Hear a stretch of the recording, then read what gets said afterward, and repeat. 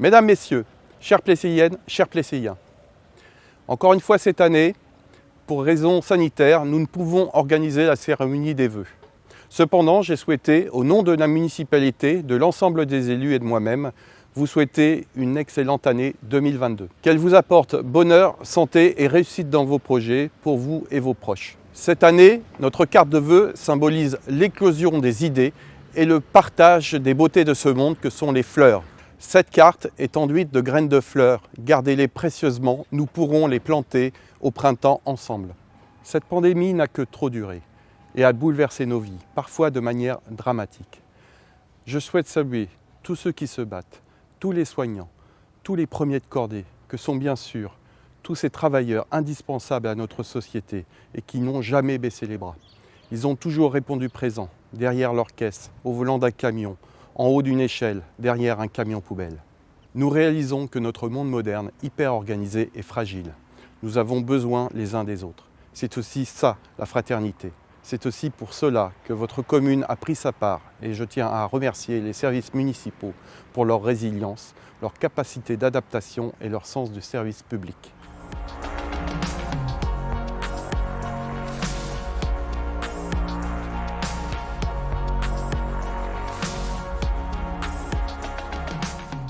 Vous le savez, l'écologie, le respect de l'environnement, tous les efforts nécessaires pour la planète sont autant de combats que nous souhaitons mener.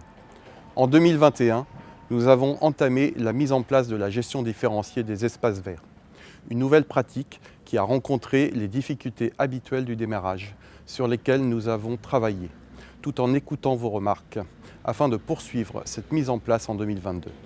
Face à l'effondrement de la biodiversité, les communes doivent montrer l'exemple.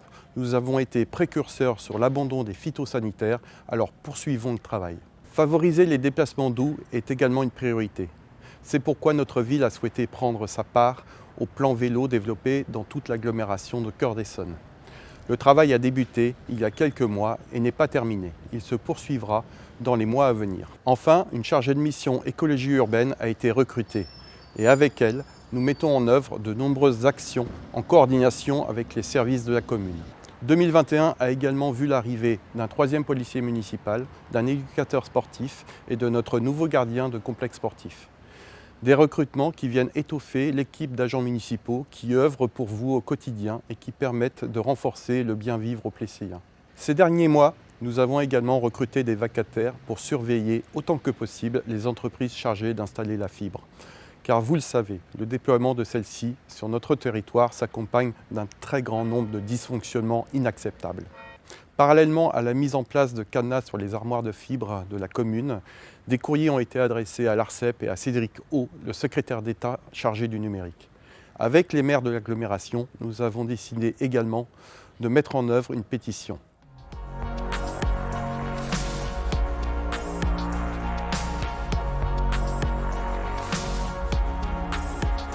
Préserver notre cadre de vie, c'est aussi continuer à renforcer notre système de vidéoprotection. La phase 2 du déploiement des caméras a été déposée en préfecture.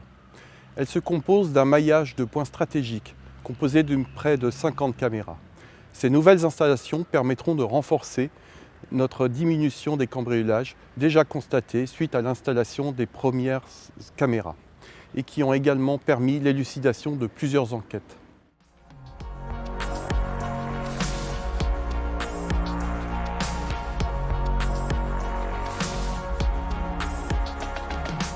Le projet de nouveau quartier charquois suit son cours.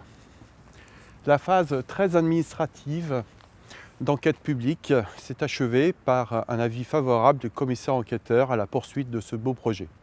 Ce quartier des Charquois nous permettra de répondre à la loi SRU sur les quotas de logements sociaux pour l'ensemble de la commune. Il aura également une très haute valeur environnementale, que ce soit dans sa construction ou les aménagements publics. Malgré la pandémie, l'atelier citoyen charquois a continué son travail.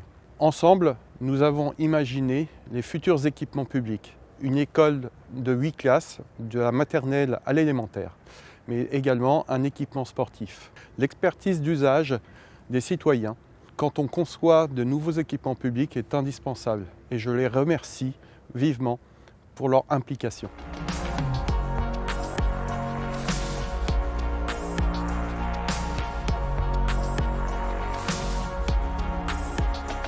Je vous retrouve ici au complexe sportif où nous engagerons prochainement d'importants travaux. Depuis plusieurs mois déjà, nous travaillons à la préparation des travaux d'isolation et de rénovation des 2 gymnases qui nous permettra d'atteindre 50% d'économie d'énergie. Réduire l'impact carbone du Plessis-Pathé reste notre priorité. Ici au complexe sportif et également à l'espace Michel Berger, de nombreuses associations vous accueillent toute l'année. Je tiens à remercier chaleureusement l'ensemble des bénévoles qui ne ménagent pas leurs efforts pour faire partager leur passion et faire vivre notre commune. Je mesure la chance que nous avons de vous avoir.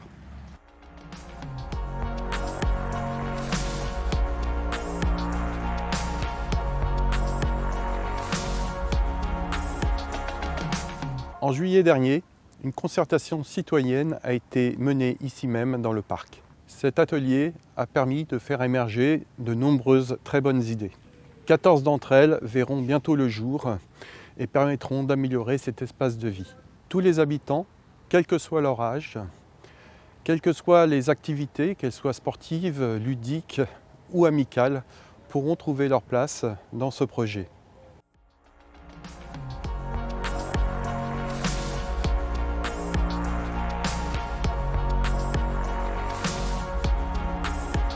En parallèle, nous avons engagé la révision de notre plan local d'urbanisme, un document primordial pour l'avenir de notre commune, mais aussi pour préserver notre cadre de vie.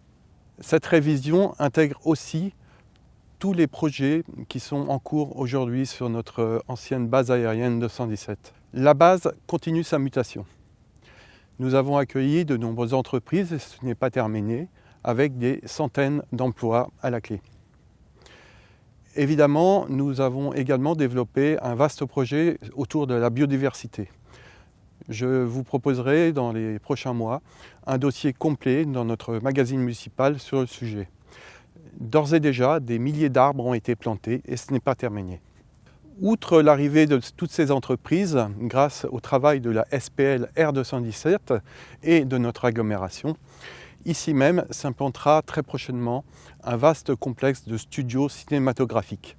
Sur plus de 30 hectares, l'ensemble de l'écosystème autour du cinéma va pouvoir voir le jour. Ce lieu unique en France et qui sera d'envergure internationale va permettre de poursuivre tous les films qui ont d'ores et déjà été filmés ici et nous allons pouvoir développer quelque chose d'absolument passionnant. Enfin, vous en avez sans doute entendu parler. En septembre prochain, nous accueillerons ici même la Fête de l'Humanité.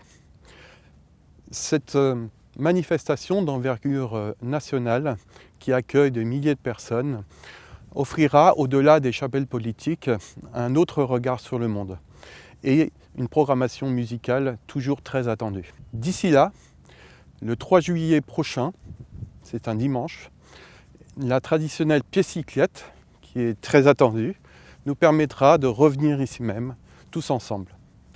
Pour finir, je vous renouvelle encore une fois mes meilleurs vœux 2022. Et je cède la parole à Sylvie Barusso, ma première adjointe, qui va vous parler du budget participatif.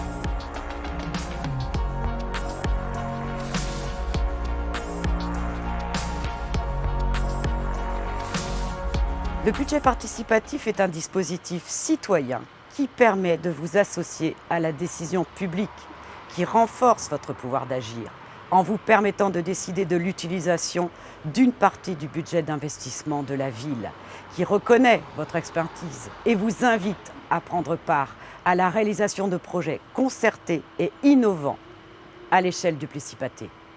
Votre engagement citoyen prend tout son sens à travers ce nouvel outil de démocratie participative. 36 propositions ont été déposées lors de la première phase. Nous saluons votre participation ainsi que la qualité des projets. Sur ces 36 propositions, 14 ont été soumis à vos suffrages. Et là encore, vous avez été au rendez-vous.